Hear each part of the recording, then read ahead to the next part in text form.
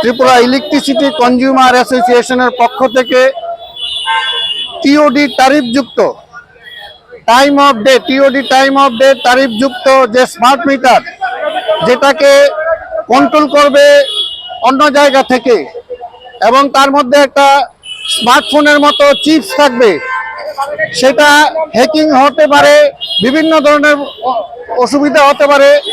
তার জন্য তার প্রতিবাদে সারা দেশ জুড়ে তার আন্দোলন চলছে। আমরাও এই রাজ্যে মাননীয় কেন্দ্রীয় বিদ্যুৎ মন্ত্রীর নিকট 7 দফা দাবিতে, স্মার্ট মিটার বাতিল সহ 7 দফা দাবিতে আমরা একটা গণস্বাক্ষর সম্বলিত মেমোরেন্ডাম সাবমিট করব। তার জন্য আজকে বটতলাতে আমরা গণস্বাক্ষর সংগ্রহ অভিযান শুরু করেছি। আমাদের আবেদন থাকবে, আপনারা বিভিন্ন প্রান্তে প্রান্তে বিদ্যুৎ গ্রাহকগণ নিজেদের কমিটি করে এই স্মার্ট মিটারের বিরোধিতা করুন।